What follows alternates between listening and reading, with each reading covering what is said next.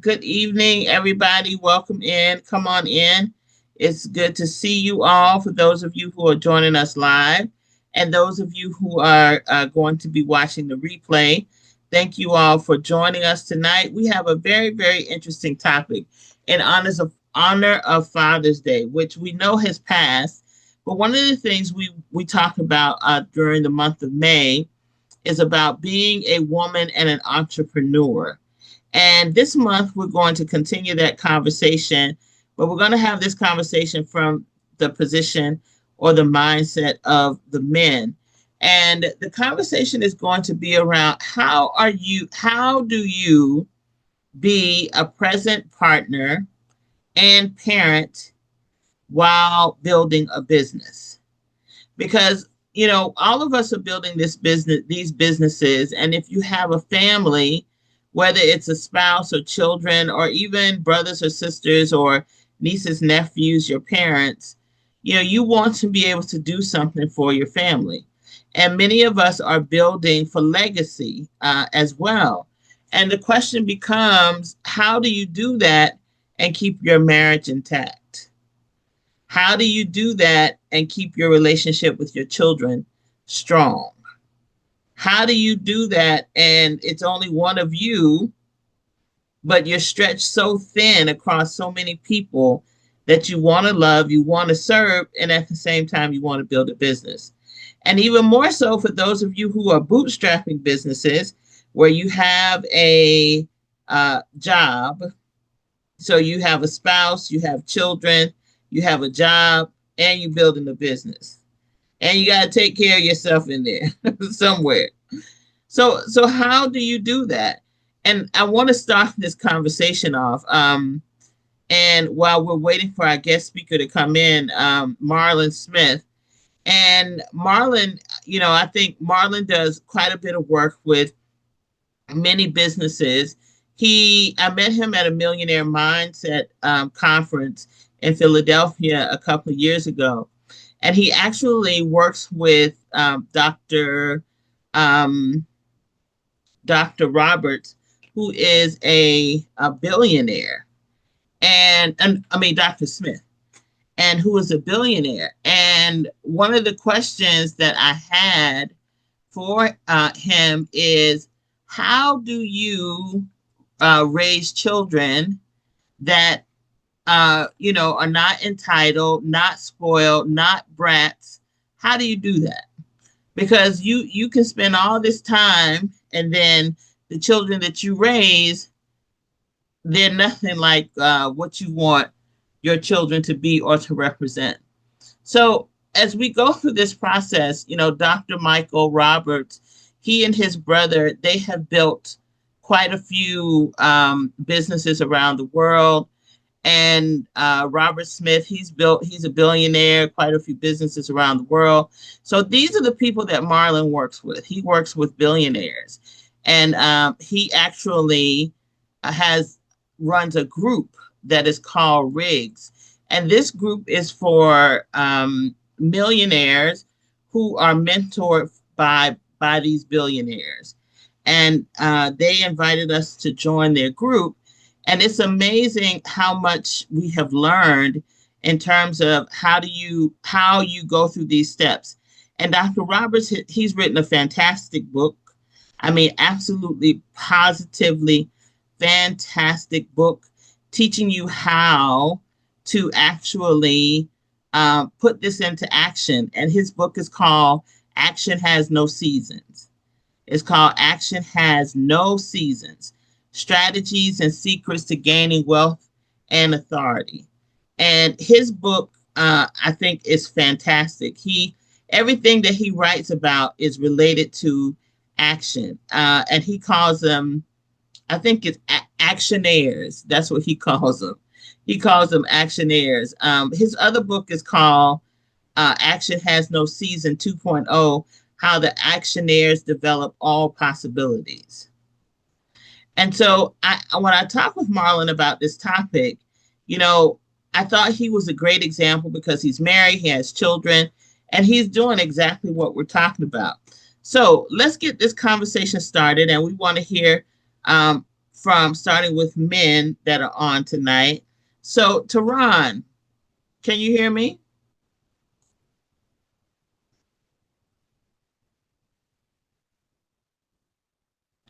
Tehran, can you hear me?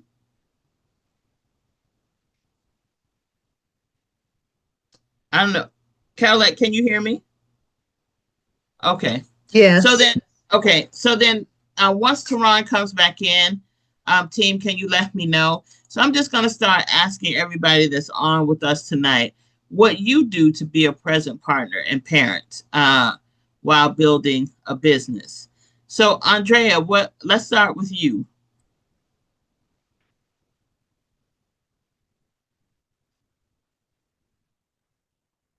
This doesn't apply to me right now.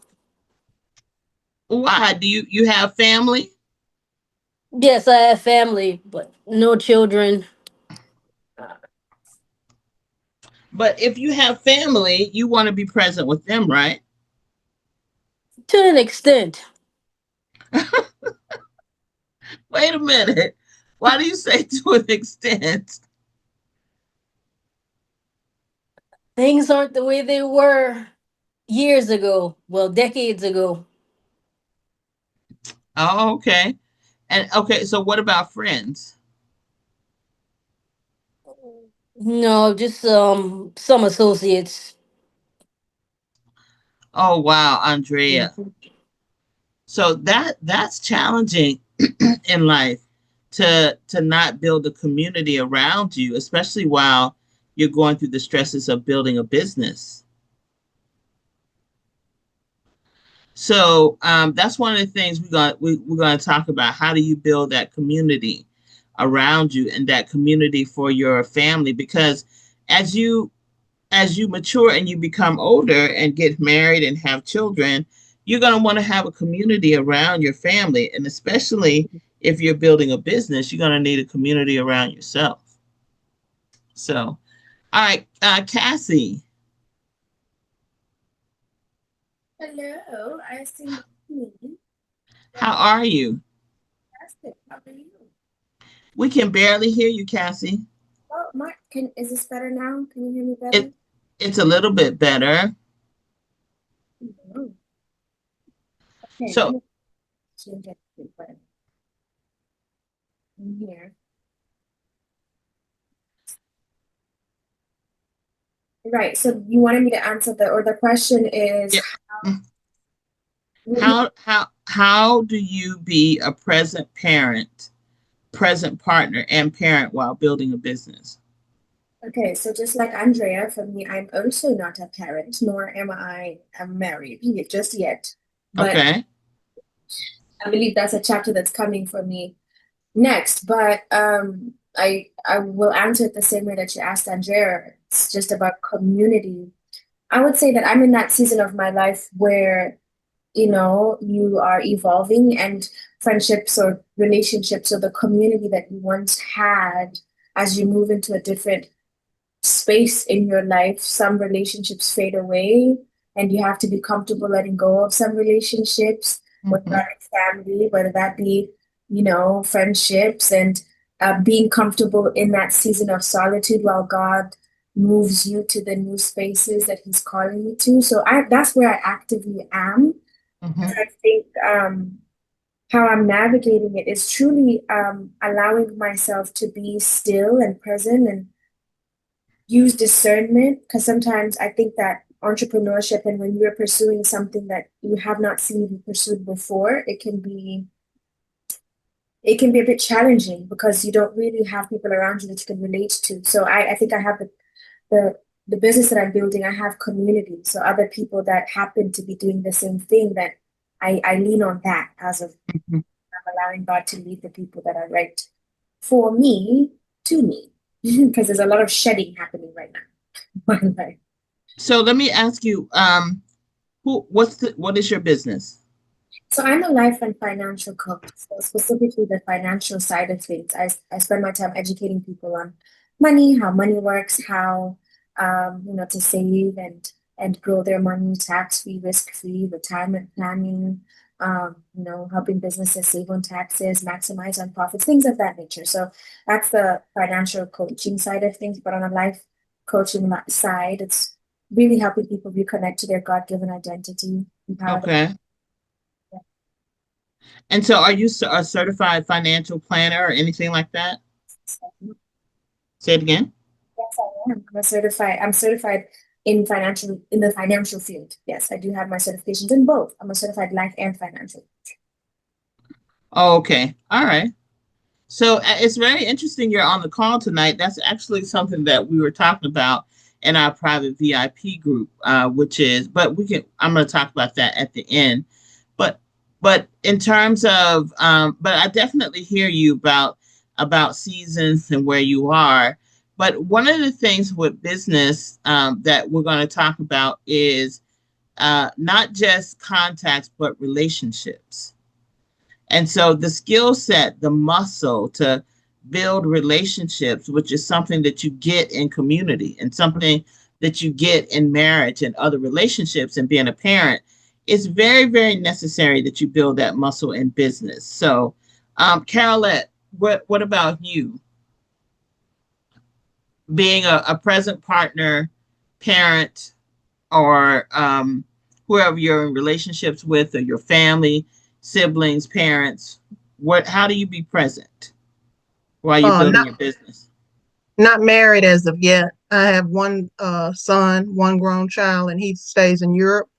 Um, it's being intentional about staying connected Mm-hmm. and also having communication a lot about things that are non-business related. Mm-hmm. Because as important as the business is to me, the business is to us. Life is larger than that. You know, Yes, ma'am. just last month he had a major surgery, and Oh, wow. so I was that's why I missed last month's Mm-hmm. meeting. So it's just really keeping a focus on what's most important. I can identify though with the young ladies that were speaking about, not really having friends or their friendship circles and things changing. One Mm-hmm. way of knowing really who is around you, who's surrounding you, who you're connected to, is to Mm-hmm. do something outside of your comfort zone. Or Mm-hmm. if not outside of your comfort zone, outside the comfort zone of people that you're connected to. Mm-hmm. And one of those things is owning a business. So you really get to see who really supports you. And you have to be discerning in that, because sometimes people will support you, but they'll do it for, impure motives. So it really, to me, owning a business draws you closer to God, because at least in my experience, I need Him in order to know what to do, when to do, who to do it with. Black and Global is part of my community. I was doing some volunteer work for an organization until Saturday, because the grace lifted for me in doing that. And that was a community that I had built, relationships I had built. But Mm-hmm. just the short of it is, it was becoming so chaotic because of unnecessary changes that organization was doing. And when you're really introspective and you're really connected to God, you can recognize not only when you are obeying or disobeying, and in my case, I try to obey, but you also can recognize when other people are not. And there's Mm-hmm. only so much that you can control. And so I knew that I was at peace, but my environment was being so chaotic that God told me it was over for me. I didn't So, quote want it to be over for me, but mm-hmm. because they were doing things that I knew they did not need to be doing within the organization, making a bunch of physical changes, a bunch of physical changes. It'd be like somebody deciding that they wanted to rearrange all the furniture in your house and so Carolyn, do every room. Why are you doing this? yeah. And so it was something to where I knew that I needed to put an end to that. So I can identify with those ladies, Mm-hmm. because there constantly shifts. Right. I've recognized a lot of toxicity and family members and the whole 9 yards. And you have to draw a line in the sand. You really have to make those hard decisions about who you're going to What Let is in it your that's circle. most important? Is this relationship most important than Right, business right. and destiny, or is business and destiny more important than this relationship? And sometimes So, there are hard decisions like that. so one of the I was on a podcast earlier this week talking about this very same subject, and one of the things that we have to start to do is looking as prioritizing what is important in our life and what legacy is going to be left. Now, if you're building a business, 9 times out of 10, if, especially if it's a business that there are not a lot of people that in your community are in, you're going to be isolated. You're going to feel isolated. But to me, it's better if you understand that feeling of isolation is a part of your elevation, because sometimes you have to be in a single season. And what I mean by that, not necessarily single in terms of not being in a relationship, but you have to put yourself in a space where you become single-minded. And being single-minded sometimes means that your business is a primary focus. Now, I'm going to say to you all, um, Cassie, just give me. Are you don't you all don't have to tell your age, because I'm not going to tell mine. Carolette, we're not going to tell our age. But Cassie, give me. Are you in your 20s, your 30s, your 40s, or 50s? I am in my 20s, my mid 20s. You're in your 20s. Okay, Andrea, you in your 20s, 40s, or 50s?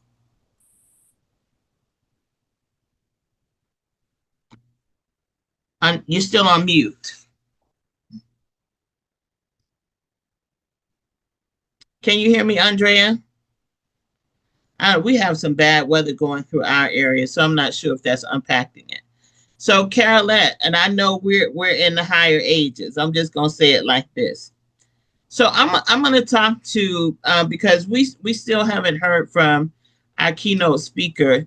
So I'm gonna talk to you all from my perspective as a woman, right? Because that I can't talk from the perspective of a man.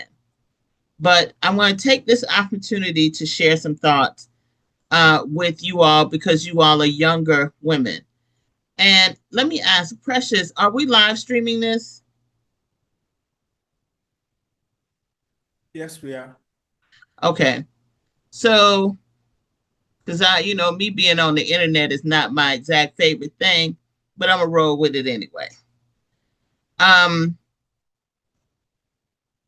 so I am a woman I've been married for 23 years. We have 4 children. I'm a international tax attorney, worked for the government for very many years. I lived in many different countries, and I'm running Black and Global. And one of the things I'm going to tell you is that I think the greatest detriment is not embracing femininity. And I truly believe that one of the greatest strengths that I have as a woman and as a business owner is operating in feminine energy. Feminine energy is relationship energy, and it's very relational. And this is one of the things you have to develop as a business owner. You have to develop skills in building and keeping relationships, because as you grow your business, you will find potential business partners. You'll sign contracts with people to buy from you. You will Relationships will be a and forever part of what you do as a business owner. Networking is not just about contacts, it's about the relationships you build. And as you sell overseas in particular, they're going to want to know who's your family, what do you do, what are your extracurricular activities. They're going to want to know what kind of person you are, because they will buy you largely as a part of buying your products and services, and they will have long-term relationships. They will not like to change suppliers. So you have to develop relationship development and relationship management skills. That is a skill set that you must have as an entrepreneur. And one of the best places that you do that is with your family and your friends. And in organizations like Carolette talked about. Why? Because anybody can operate when things go well. Anybody can, when the relationships are good and there's no tension, and but that's not where you get your strength. You get your strength where he's getting on your nerves, you getting on his nerves, your children getting on both of y'all you all's nerves. Your parents are always in your business. Your mom is, you tired of her being on your back and pressing you, or you have friends that you get into disagreement with. And the question is, what is your recovery capability? What is your ability to get knocked down in a friendship and recover? Now, I'm going to tell you, one of the things I see, and trust me, I would be classified as an auntie. So I'm going to tell you like I'm an auntie. You will find men, they'll have a problem with each other, fall out, cuss each other out, and the next thing you know, they're going to hang out together. Their recovery is very strong. They'll disagree, and the disagreement will be, at least to me, so strong. But a week later, 2 weeks later, oh, they're hanging out and they talking like nothing ever happened. That is masculine energy. Even though masculine energy is less, it's more confrontational. But men understand that confrontation is a part of who they are. And many times they will not allow confrontation to get in the way of the relationship, because they understand that is a part of the relationship. Women, whoo, we have one disagreement. You wore my color, you picked this, you picked that, and you'll never speak to her again in your life. Like never. You'll completely cut her out, and she's gone forever. But that type of skill set will not help you in being an entrepreneur, because what will happen is you will have a contract with somebody, the contract could go sideways, it's a miscommunication, but you will walk away from it because you haven't developed the rebound skill set. So one of the things I think that marriage does, marriage to me is an all out assault on pride. You pride will not operate in a marriage, and pride will not operate in a true relationship. For you to be able to look at yourself and say, okay, did I really communicate this? Did I really communicate this in this contract? That's not what I meant, but what did I say in this contract? And as a lawyer, I deal in miscommunication, disagreement over contracts all the time. So I'm saying that to you to say that, as particularly to young women, I really want to dispel this myth about you're not able to have a business, or that it's either or, that either you're married with a family or you have a career and a business. That is just not true.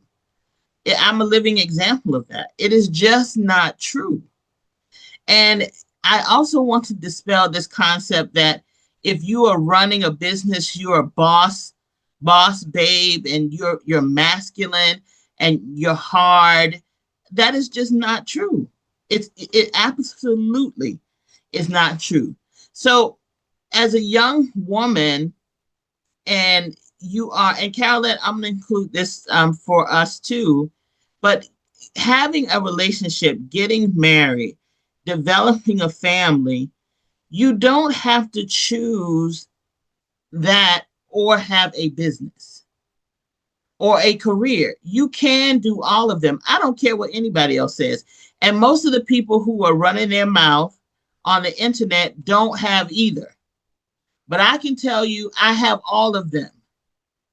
And in having all of them, you can't do them all except at the same, you can't focus all at the same time. Like for me, I'm very compartmentalized. Part of my day's time focuses on Black and Global. And so but after I finish Black and Global in the evening, this meeting is the only one that I'll have late. It's very rare for me to work into my family time, which is in the evening time. And so you don't put yourself in a position where you're isolated and you don't have friends and you don't have family, because as a woman, it's going to be against your nature. When you hear women say, "Oh, it's easier for me to deal, I don't deal with women well. I deal with men." Typically, that's because there's something in you as a woman. I'm just telling you as your sister. There's something in you as a woman that the other woman is going to be able to peep.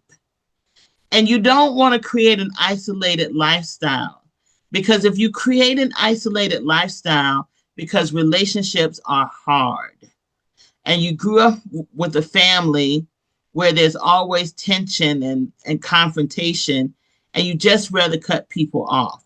It's easier to carve people out of your life than it is for you to actually form relationships. So I'm not saying you have to go back to your family, but I am saying that you have to develop relationship management skills. Isolation is not going to work for an entrepreneur. That means getting involved with the group, people, learning how to trust. Because if you're struggling with trust issues in a relationship, you're definitely going to struggle with trust in a business relationship. So you want peace of mind, because look, this is what I tell people. If you are in a relationship with a man and a woman and something goes sideways and that person does something to break your trust or to break the relationship, you get up, you fall down, cry. Listen, cry. I've been there. I cried my eyes out over plenty of relationships. But you get back up and you get back on the horse and you do it again. It's like having a job. If you get fired from your job, are you going to stop looking for jobs? If you fall off the horse, if your job falls apart, you going to stop looking for jobs? No. If something happens to your car and your car breaks down, are you going to stop looking for cars? No. So the issue is, if your car breaks down, you don't have the tools that are necessary in order to repair the car. So you go and get a mechanic, you get some help to help you fix the car. If your roof caves in, you don't have the tools to fix the roof. You go get a roofer to help you fix the roof. With the relationship, if things fall apart, you don't not have relationships anymore. You go get some help from a therapist or a pastor, or minister, to help you fix the relationship. So in entrepreneurship, when a contract falls apart, when you don't get your payment, when you're not in a position to secure the contract that you thought you were going to secure, you don't just stop doing business. You go and get some help in order to get your payment, get your contract, get back on track. Everything, I'm telling you this as your big sister, everything that you want in life is going to come through another person. It's going to come through a person. If it's the car you want to drive, if it's a salesperson, if it's the school you want to go to, if it's the hospital where you need surgery, if it's the place that you want to shop at, everything you need is going to come through a person. Even the apps that you use is going to come through a person. So one of the detriments, I think, for people these days is they lack relationship management skills, and they don't know how to form or keep relationships personally, family wise, friend wise, business wise. Even when you're in university and you have relationships, it is very true that some people are seasonal in your world. And they're there for a reason and a season. And when their time is done, it's absolutely perfect for them to move on. You release them with grace. Thank you for the time that we have had to share together. But that doesn't mean you don't move on to another season. And another season is with a person. So this is what I want to encourage all of you all to do, is to develop relationship management skills where you pick a community, you pick a person that you can be friends with. And this is what I'm saying to you. And the way you build a relationship is not about what you're getting. It's the same thing with networking. It's not about what you're getting, it's what you're giving. And when you go into a networking situation, if you go into a relationship, it's what can you offer? Like when I told you earlier about joining the group for the millionaires, coming into that group, if I had what can I offer that group in order for me to be a part of it? I can't go in saying give me, give me, give me, because that's going to be a burden on them. But if you come in, Cassie, and you offer your skill sets in financial planning or in life coaching, or Andrea, if you offer your beautiful images as an example, and Carolette, you're Just Be Happy, now you're offering something to the community to build relationships with. And you need to learn to build with somebody in your city, in your area, boots on the ground, not on the computer. No, I'm not talking online. Anybody can do that because you're not going to have any friction.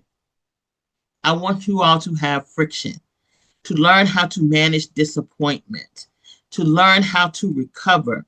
I think children are the most amazing people in terms of recovery. I mean, they have taught me so much about not holding grudges, not being upset. I mean, something will happen and they bounce back just like that. And so I had to learn my recovery skills because I grew up in a grudge holding family. Like I grew up in a grudge holding family. Like if you cross my grandmother, oh, you nixed. And she not going to talk to you for, she'll go 2, 5, 10 years. Like she was the financial secretary in her church, and we lived in rural South Georgia in the country. She was a financial secretary for 51 years in her church. And when she transitioned, she passed. My grandmother always sat on the same pew on the right side of the church, 3 rows from the back. And my grandmother's name was Lily. And so when she passed, they put a big lily bouquet on that same pew where she sat for 51 years, and it sat there for years. That's how much she was loved and respected. But she'll tell you, she called them the saints at the church when they do something she don't like. But if the saints cross her, she would nix them. I learned that grudge holding from her. I love her tremendously, but I saw that and I modeled it. So my brother did something to me I didn't like. Now we lived in the same house. I didn't speak to my brother probably 5, 7 years. We lived in the same house. I had very, very little ability to recover. But thank goodness I married a man that has great recovery skills. Like that's one of the things I look up to him and admire him in him, is that he has an awesome ability to recover. Like I'm telling you, we have rental properties, and the contractors that they do or don't show up or fail to do, Melissa would have nixed them people a long time ago and wouldn't have went back. But not him. They fight, they fall out, and the next minute they still recovering and working together. So, but it wasn't until watching our children and how they recover that I learned, and I learned how to recover. I learned how not to hold grudges. My husband literally taught me. Now, this is what I'm telling you all as women. Like, my family was very argumentative, very confrontational. Like my family liked to debate. It's no wonder I ended up being a lawyer. So I mean confrontational in that way. Like we debated about politics, we debated about anything you could imagine, and it's loud, debating. It's not calm debating. So confrontation was very normal for me. But when I got married, my husband told me, "We're not gonna fight. We're not gonna argue." I said, "What you mean? I don't follow. When you say what, I don't understand that." He said, "We're not gonna argue." Uh, yes, we are. Look at my expectation. Yes, we are gonna argue. Because listen to me, I'm going to speak my mind. He said, "You can speak your mind without arguing." I said, "I can." How you do that? I didn't even have the skill set for that. That's why I'm sharing this with you all. And I'm going to show you how it translated for me for business. Um, so I was so crazy, and I don't mind telling y'all how crazy I was. I used to call my husband and say, this is before we had children. I used to say, this is boring. We're gonna fight when we get home. When I get home, we're gonna have a fight when we get home. This is just too boring. We getting along too well. Now, how crazy was I? I and because in my mind, the confrontation was what was a normal set point for me. But he helped me to understand that I could live a life where we didn't argue, we didn't yell, we didn't scream. We can disagree in a civilized way. So that's how I started to learn that skill set, because he simply would not argue with me. He just simply, I used to get so mad. He's angry. He just wouldn't argue with me. So I started to reflect him in that way, because there's no way I would have ever gotten to the calmness that I have if I did not have a person with his emotional set point. And so when our children came, our children recover so fast. And it used to marvel. I had never seen anything like that. Like that, they get upset, I get upset, and boom, they keep talking like it's nothing. And it was natural for him. But I had to learn that skill set. That in working, I was definitely, don't cross me. If you came to work, don't look at me the wrong way. Don't hang. I was the walking angry. I didn't feel angry, but if you crossed me, it was going to be a lot of retribution around crossing me. I didn't have recovery skills. And so as I became Muslim, I learned how to recover. I learned from my children how to recover. Then when I got into business, oh my goodness, I needed recovery skills. It was, I mean, people would say they're going to do one thing and they didn't do it. I would pay people and I would not get the results. I paid somebody to do my website. She did half of the work and then took my money, and I never saw it again. I had this one guy, I was helping him in another country. He backstabbed me and tried to go around me in order to get the contract. I mean, it was awful, but I'm so glad that I had developed the skill set to recover. Because when you're in business, because you go up against daunting things, you'll quit. You will quit. The amount of adversity that you have to go through in business, they're great things. There is no doubt. You will make money. There is no doubt. It is not easy. There is no doubt. But you will have ups and downs. And for me, if I did not have the ability to recover from someone trying to backstab me. Now, when it happened the last time that it happened, I said, okay, it's fine. It's that person's loss. You know, you only gonna sting me one time, and that's gonna be your loss, because instead of carrying it and being angry and grudging and all of that.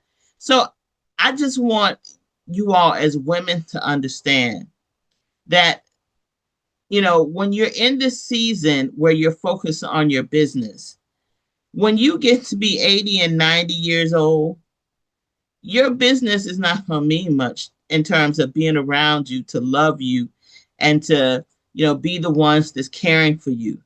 Like my children, I'll do, if I did $100 million project, or $1 million project. I'm coming home so happy, excited.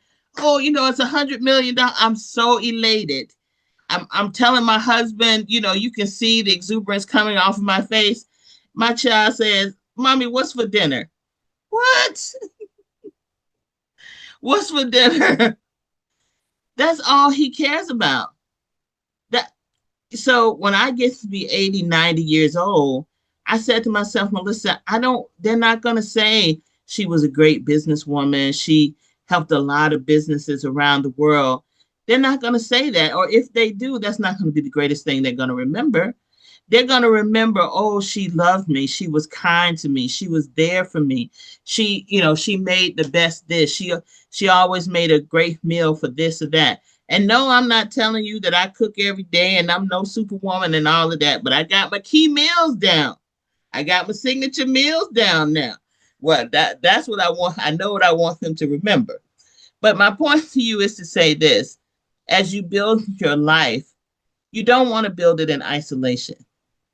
And one of the most challenging things is the more money that you make, and because you're on this call, you're going to make money. The more money that you're going to make, if you don't have relationships, you're going to question the people that come into your world as to, are they here for me or are they here for my money? So it's really dangerous to wait to get older and older and older before you form relationships.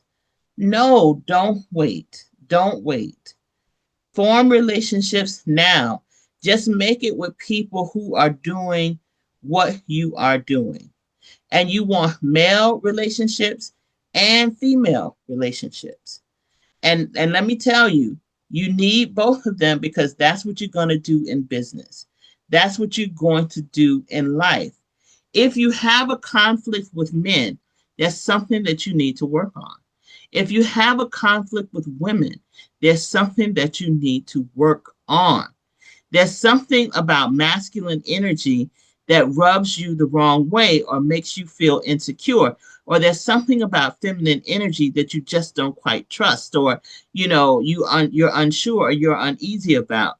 And that comes from your history, and getting therapy and working through that, or maybe a life coach like Cassie is something that's good.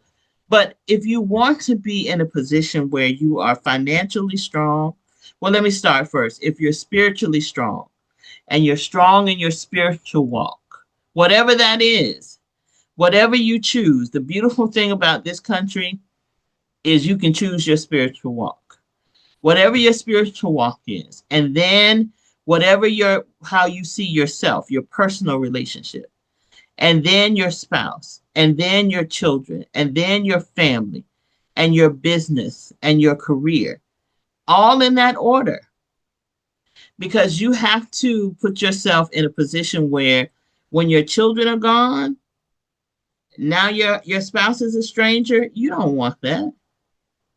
And now when your friends, they're all passing on and you're in your 70s and your 80s and you don't have anybody that's in your life, you don't want that. You don't deserve that. And you spent all these years building a business and you don't have anybody to leave it to or to pass it to, you don't want that. So I'm just encouraging all of you all, particularly as women, because I cannot speak to men or speak for men. I should say it like that. But for women, you want to work on being a present partner and parent, and I use the word present partner because you could be a partner in a marriage, you can be a partner in business. And so let's say you're a single person and you have a business partner, but you have children. So how do you be a partner to that business partner and be present with your children? How do you do that? And that's something that you want to make sure that you work on.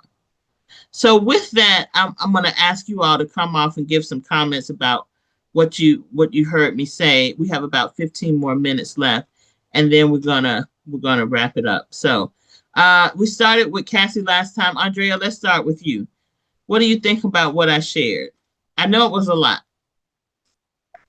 It's great information.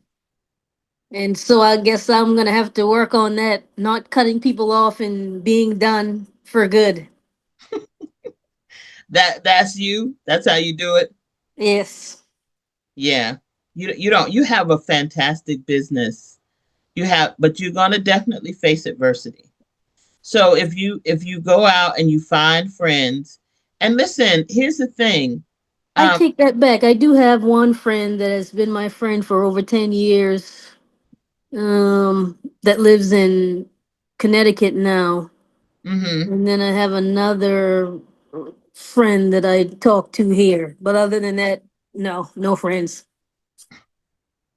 And is that's by choice? Yes.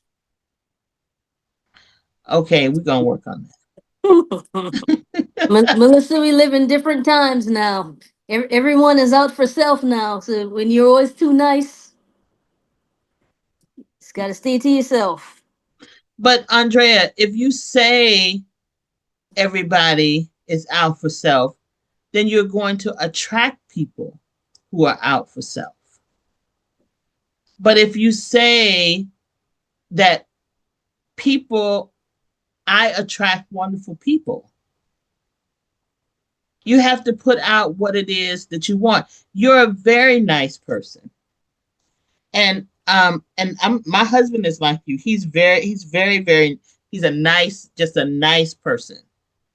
And but you have to put in the universe what you want.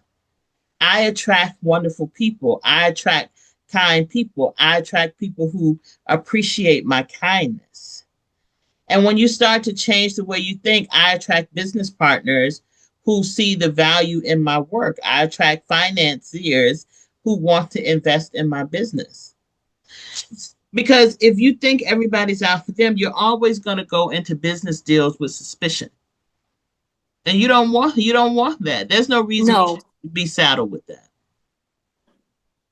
Because your eye is so beautiful. I mean, I really want you all to see her work. She picks up the most beautiful images, 30 countries around the world that she has done images in. And so that beauty, I'm telling you, if you say that people who appreciate my kindness, because especially I'm gonna tell you, you get with a brother who has been beat up, been beat up in the world, and women have torn him up. Oh my goodness, he's gonna appreciate kindness. So you want to really change your mindset. People are not all out for themselves. And you don't need everybody. I just need people who want to share my space that operate in kindness, right? And like for me, you have to operate on a certain spiritual level. Like you can be Christian, you can be Catholic, you can be Muslim, you can be Jewish, but that was one of my biggest challenges when I came out of, I want to say law school. I think it is. I don't gel well with people who don't have a spiritual base. I don't do well with that. And even if you're agnostic by choice and you live based on a civil principle, but if you don't have civility in the way that you live, it's not going to resonate with me. So you have to put yourself in a position where you attract the kind of people that you want in your world, and you do that with your words and then your actions. But first, you got to change your mind. So, Cassie, what are your thoughts on what I shared? Firstly, wow, wow, wow, wow. That was a lot, but a lot of beautiful, timely, needed information. Um, like you said, I don't know why I'm on this call, but clearly I'm here because I needed to be here. I've never been on any of these calls, but I saw the email and it felt like this is where I was supposed to be, and I understand why. Um, where do I start? Oh my God. Um, oh, also, my name is pronounced Casey. Oh, Casey, sorry about that, Casey. What do I think about what you've said? I think that community is important. I agree with you that we we're not created to be in isolation, and we live, especially after COVID. I think there's just and also with social media and things, there's just such a so many people are still in isolation, working from home, keeping to self. It's like that feels like the safest place to be is with self. Mm-hmm. And I think, especially as women, I agree with you that we do thrive in community. And it's, I think, reminding ourselves of that because I think naturally with what we see around, it is always portrayed that women are in competition with each other, or there's this Mm-hmm. we are going against each other in some way, shape, or fashion. But in reality, it's not true. And I think Mm-hmm. I agree with you in terms of the energy that you put out is what you get. It is what you get back. You know, the world mirrors back to you what you do see within what you say. The energy that you embody comes back to you. So I agree with that. I think that, like I mentioned, for me in the season where I'm at, in recognizing that the community that once was for me will not be where I'm in. Mm-hmm. But also recognizing that just because that is does not mean that isolation is it's like I always use this analogy of like the caterpillar turning into going into the cocoon and then becoming a butterfly. I've been Mm-hmm. and I'm currently in the season where I'm just getting out of my cocoon and Mm-hmm. figuring out how these wings work. I know. So I think that the beauty in that is knowing that, hey, even as you are becoming this new version of you, or this other version of you, or maybe even not becoming, but letting her be, that you will find that community Mm-hmm. and being open to it. With I think Andrea had said it before. It's like I, on a personal level, I'm single as well, and so just to you know share, I think even when it comes to relationships with I'm attracted to men, I talk to men. So in that in that regard, I think sometimes you can when things get uncomfortable, it's easier to run away in a sense, to just nope, I don't like it. I don't like it. Mm-hmm. It's that what you're saying is being comfortable in conflict. Mm-hmm. Which is so interesting. I'm telling you, it's crazy that I'm on this call, but it's not. I think I think that was a word for me. Because I literally just today was toiling with that thought in my head because I had a conversation that triggered some old wounds for me. Mm-hmm. I thought I had healed, and then you realize, oh, wait a minute, I know that angle. Wait, which part is that? And then my instinct is, okay, well, this doesn't feel safe, so I will back away and go to where I know it's safe. And so I'm navigating with how do you even so I guess I have a question for you. Sure. How do you discern in relationships what is conflict that is worth navigating through Mm-hmm. versus conflict that because conflict also helps you see parts of yourself that you need to heal, that you need to fix. Very true. But there's also sometimes where it's like, okay, wait a minute, I don't know, I don't know. So that's the question. How do you navigate and decide which conflict is worth um, exploring on our Well, level? so a couple of key things. So first, and this is part of the primary answer, but you have to be clear about what's acceptable and what's unacceptable. Physical confrontation is unacceptable. Verbal aggression is unacceptable.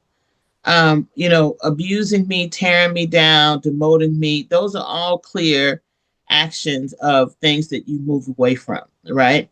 So, because you always want to be in a space where you're celebrated and not in a space where you're tolerated. That is one of the key ways that you know what confrontation to deal with. And so, the bigger piece, though, is you have to know who you are. You have to know who you are, and you have to set boundaries around who you are. And even if you don't know who you are right now, you have an idea of the woman or the man that you want to be. And you set boundaries for the person that you want to become, even if you have not gotten to that place. In a relationship, it depends on the type of male female relationship that you have, right? So if you have a marriage, that's a covered or covenant relationship. And both people have to believe in that covenant. So, and if you're in that covenant, you're in it for the long term. So, and you have to work through those difficulties. One of the things that I talk to people about is setting your what I call points of no return. Those are boundaries that like this is a non-negotiable for me. All deals off, all wheels off. But outside of that, you got to deal. Outside of that, you have to deal. So and when you're in a relationship, and you have to talk about what those are, and not only do you have to talk about what they are, you have to talk about what they mean to you. Like let's say, for example, if you say we're not going to share our business with other people. This is something that he agreed to, she agreed to. And the next thing you know, he done told his mama about y'all business. Now, you upset because you thought that you had a conversation and an agreement. And so for you, not telling anybody means like zero. Not one, not your mama, not your sister, not your brother. But for him, not telling anybody means everybody except his mama, his daddy, his brother. Do you see what I mean? So you have to not only set what the things are that are important to you as you define who you are. I am a hyper private person. I do not share my personal information with anybody else. The definition of anybody else is I don't tell my parents, my friends, my this, my that. And so you have to become clear about what your boundary is. Because if he violates that boundary now and you're in a covered relationship, you got to deal. I mean, you said maybe five things as points of no return. But if you're in a relationship where you are getting to know someone, then you have to set, I would say, probably maybe 7, 8 boundaries that you're clear about that define who you are, and you're never going to be able to set them all out. Don't sit down and write up a 30-page contract trying to isolate, all of the things that you want to set as a boundary. But the more you become comfortable in who you are and comfortable in your femininity, you will be able to identify the things you want to work for. But you really have to protect your peace, and that's the second way I would tell you, because if a person is disturbing your peace and they don't bring you peace, that's a clear indication that confrontation is not something that you want to deal with. May I ask a follow? Sure. That was great, by the way. Thank you. And my follow-up question is, when it comes to how somebody, okay, so all of us have been through some sort of traumatic experience, maybe Yep. somehow, some way, some shape, Mm. some fashion of it. When it comes to how somebody holds that, when you share something that may be traumatic for you, but you've healed through it, you're in a space where you can talk about it.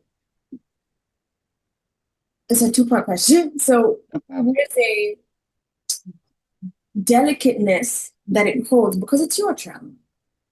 But for somebody that may have not experienced it, they may not necessarily see the delicate nature of it or even know how to handle the delicate nature of it. Mm-hmm. I guess first part is, do you and should you expect somebody to handle that conversation with some sort of delicate, like some, with a delicate nature, or because it's not theirs, is that just a personal trigger that because you have the trauma that, oh, because somebody's not, you don't feel as though it's been handled as delicate as maybe you would handle it. Mm-hmm. I get the question I'm trying to ask here is how somebody handles something that you share. Mm-hmm. That's something that can draw a line to be like, okay, I don't like this, I will pull back? Or is that something to explore within yourself to be like, all right, wait, maybe you're triggering me here because I wouldn't have handled this way. Do you see what I'm saying? I do. So here's the code.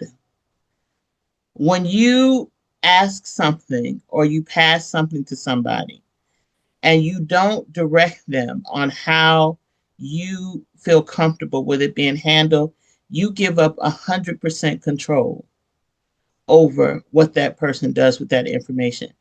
Because you made the decision for this person to be in your world. You made the decision to vet that person. Did you vet that person thoroughly? Did you share with that person how you feel about being able to share your personal information? Because you have 100% control over the people that you allow into your atmosphere, into your space.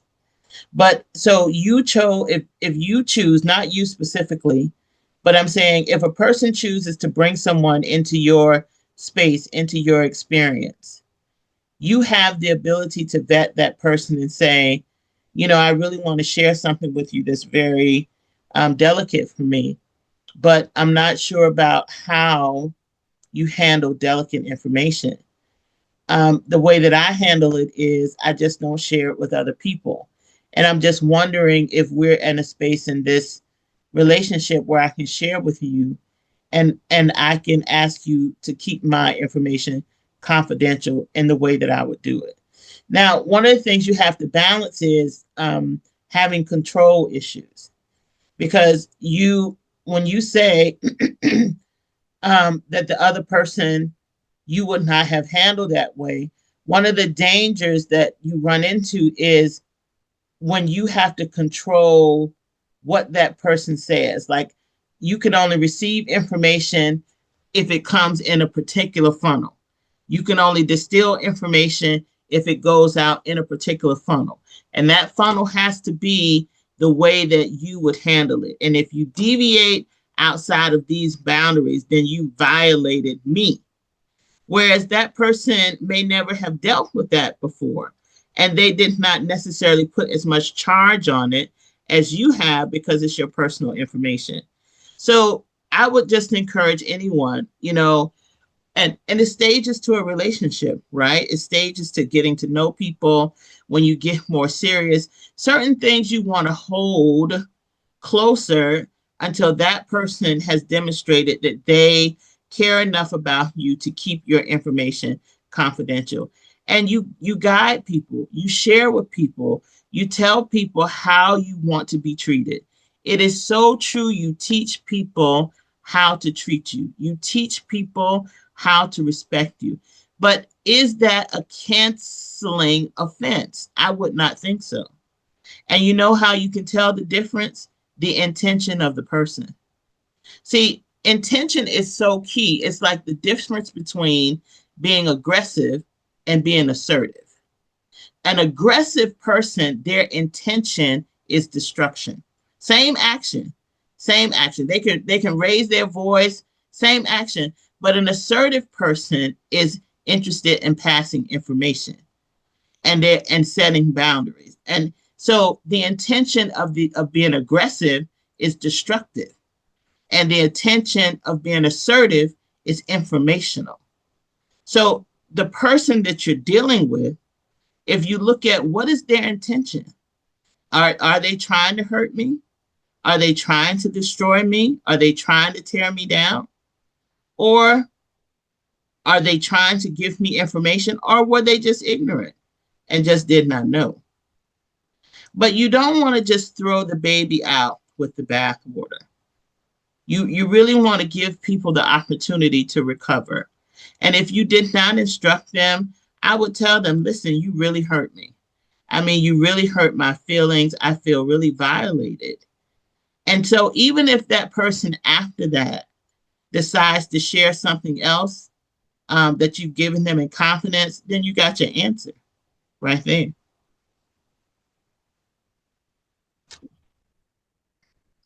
Does that help? It's not a therapy session. A therapy said, I know I don't do therapy. You know, I do teach on relationships though, and marriage, finances, and relationships. And I really want women to that want to get married, that have families, that are dealing with trauma. You know, you go to therapy, you get help, you get somebody, because that stuff is going to show up in your business. I'm telling you right now, it's going to show up in your business. It's going to move you into a space. Business is entrepreneurship is not a place for distrusting people. And if you keep running into you have a lot of trauma, I can tell you I grew up with 1,000 pieces of trauma. I was telling somebody the other day, I grew up in South Georgia. I went to Howard University in DC, but I grew up my life. I did not have an indoor bathroom or running water until I got to Howard. So when I'm telling you I grew up poor, no po, you know, that kind of situation, I can tell you about having a lot of trauma around a lot of different things. But I just refuse to stay that way. I just refuse. Nobody is going to hold my happiness hostage. Not even me. Nobody. I deserve to be happy. I have one life to live on this planet, and it is not a practice session. Just be happy. Exactly. I deserve to be happy. I deserve to live well. And I am not going to shrink myself for anybody, anything, at any time, under any circumstances.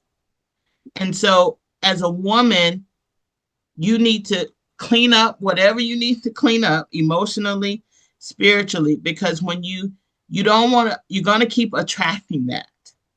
If you're in a non-positive space, you're just going to keep attracting the wrong person. And you're going to keep saying, why I keep attracting the wrong person? Because you haven't cleaned up yourself. You don't know the boundaries to set. You don't know the limits to set. You don't know what to ask for. You don't know what to tolerate, what not to tolerate. It's so confusing and unclear. But the step is you go and talk to somebody a week over week until you can get all of this. Don't expect perfection. You'll probably come out 50% healed, and that's 50% better than you were. And then you keep working over yourself because you got a long time to live. So you don't look for perfection, just look for progress. And then as you develop yourself and you say, okay, I want to have a partner. I want to partner in business. I want to partner in life. I want to partner with my children. And I'm gonna say this. I don't know how many people are watching this, but I'm telling you straight up, if you are a young woman, do not have children with any man at any time that you are not in a marriage with. I'm telling you right now, because you don't understand the position that you put yourself in. And if you've already done it one time, don't make it two, don't make it three, don't make it four. Stop where you are right now, because you put yourself in a detrimental position, because now you're trying to run this business, build this business, and you're raising children by yourself. That is not a life that you want to have. You don't deserve that, and your children don't deserve that. Now, do people get married and get divorced? Most definitely they do. Nobody's naive to say that that does not happen.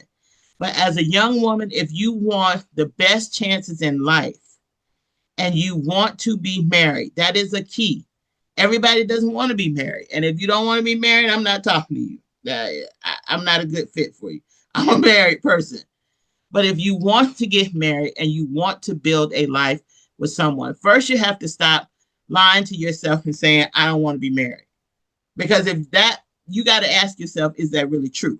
Or did you just decide that because you don't want to be bothered with people?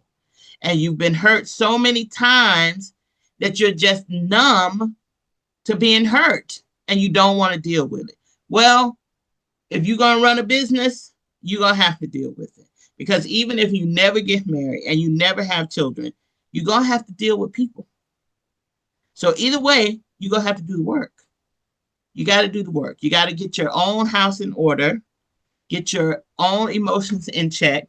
And then once you start to do that, you can attract somebody into your world. So, Carolette, I'm going to give you a few minutes to say something. Was we over time? But go ahead. This has been a great conversation.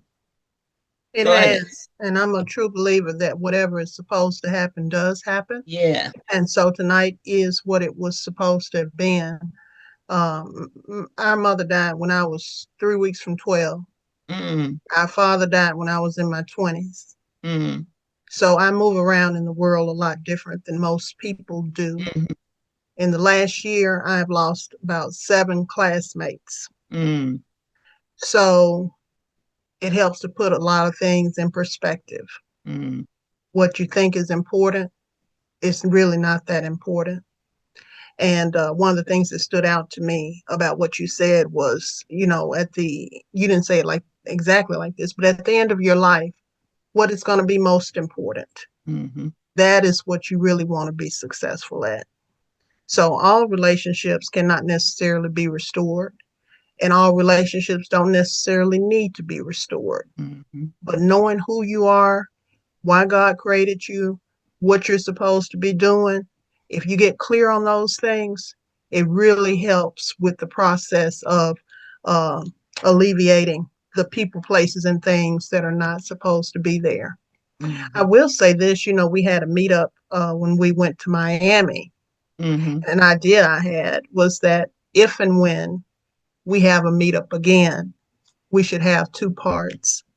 We should have the fellowship that we did, food and fellowship, and then we should have a fireside chat mm, and talk about these types of things. I think that would really, really be powerful, especially in person, because it sure yeah. has been on the internet. I really could see that happening, whether it was all women or women and men, whoever showed up, to just have Mhm, an open forum to be able to talk about these intangible things that mhm, a lot of times we don't know, because mhm, you don't know what you don't know, and you mhm. can't teach what you don't know, That's right. and we don't choose our parents.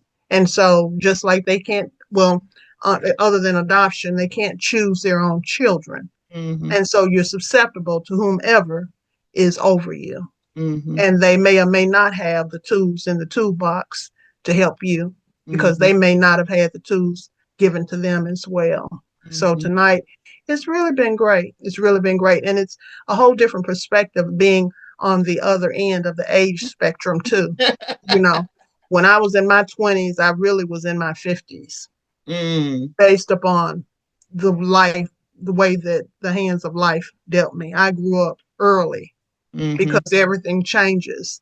mhm. You leave home and you have a mother, and you come home from school and she's gone. Wow. So we're not talking about here today, gone tomorrow. We're talking about Mhm. here, good morning, and gone, good night. Wow. And it was the same with my father as well. So to the young people, I would say be led of the Spirit. For me, it's the Lord, and whom to connect with and whom to disconnect with. And Mhm, you'd be surprised what the answers are. A lot of times you'd be surprised who you are led to disconnect from mhm, and who you are led to connect with. And know mhm, that sometimes things are just for a season. One of the things when I told you about the disconnection that God led me to do, the mhm, grace had lifted. We have to know about grace. Grace lifts. And when grace lifts, that means that you are in your own strength. And you mhm, don't want to be in your own strength when grace is lifted. And mhm, how you know that you're good or you have been good in relationships is when, even when you make a decision, people still value who you are.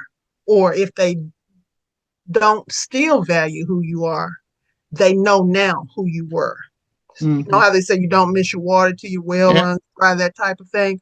One of Yeah. the things that I was asked after they began to tell me, because I just did it all of a sudden, I told them that God told me it was time for me to move on. Mm-hmm. It was true. Mm-hmm. But they respected me because they didn't challenge that. In other Mm-hmm. words, they accepted that. The first thing they told me about how much of a difference I had made. They asked me, would I come back to visit? Mm-hmm. And then they told me that if God ever told me that I could come back, that I was welcome at any time. Mm-hmm. Mm-hmm. That's So, beautiful. I feel grateful for that. I don't think he's going to lead me back, but it lets me know that where I am in my relationship skills. Yes, it Because does. Yeah. because a lot of times you can't reveal to people Mm-hmm. why you do what you do or why you don't do what you don't do, because a lot of times they won't understand.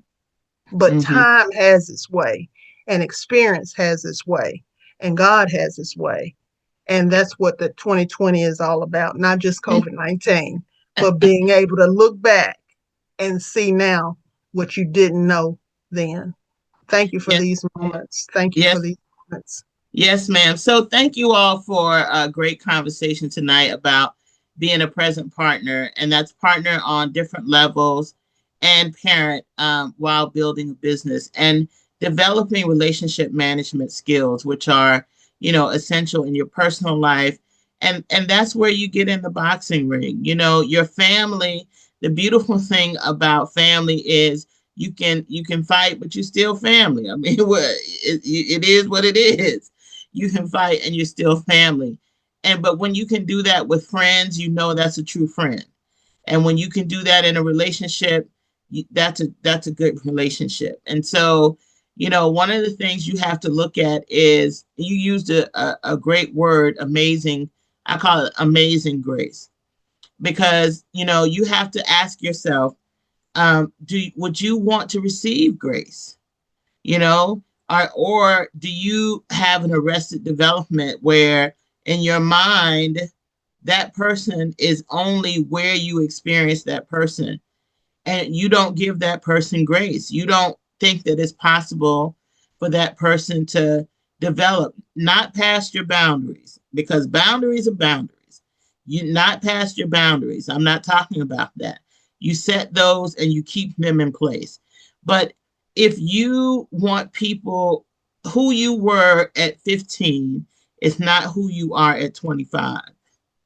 And if you do, you want people to still see you as you're 25 as you were at 15? No. You want them to give you grace and know that you have matured. And you are at 35, 55, do you want people to still see you where you were at 25? No. You want to receive grace. You want people to see you for the person that you have become. But you are so hard on other people. Now you tend to be hard on yourself, which is something you need to let go. That's the first place. Because if you hard on yourself, you'll be hard on other people. But you're so hard. You have no grace, like on any level, for any level of mistake. And I'm not talking about the boundaries. Because trust me, I got those. And if we hit those, there's nothing to talk about. But outside of those boundaries, you got to develop grace. Grace is how you develop recovery skills. And recovery skills is the ability to disagree, have confrontation, speak in a respectful manner, say what you need to say. And then once it's done, it's done. And then after that, you don't hold grudges. You don't bring it back up again. You let it go, because you walk around as a bag man, as a bag lady, and you got 10 bags from the first relationship, 15 bags, 50 bags. Don't nobody want to deal with all that. Don't nobody want to deal with all that. You messing yourself up. So if it's the same thing in business, don't come telling me about what somebody did to you 10 years ago. I don't want to hear that. That's not me. So these skill sets are so important and they transcend all levels of life. And that's why, Carolyn, I think it would be a great idea for us to have this conversation to help entrepreneurs know and talk about, about the challenges. Because, like with men in particular, I think entrepreneurship for men means something quite different from women. Because, for men, for a woman, if you're nice and you're kind, uh, it's not difficult to find a man. I don't care what anybody says. I'm sorry, y'all can say that it's hard, it's challenging. I personally, you see, like Andrea, I don't put that out in the universe. I think it's easy. I think that men are wonderful. I like them a lot. You know, they are the only people or creatures on earth I know. They will work if they love you. They will work for you, give you all their money, take care of you if you treat them kind with respect and with honor. And so that's the mindset that I have for men. So that's what I attract.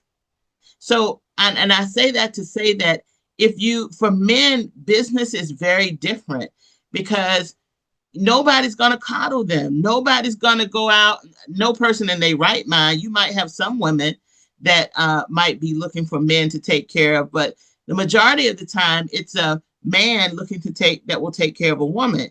And if he is going to do that, nobody's going to take care of him. Nobody's going to, coddle him and make it easy. The world is a different experience for them than it is for us. So they see business quite different. But I think one of the things that happens with men is that they need to understand that while making the money and working hard is something we appreciate, what we really want is them.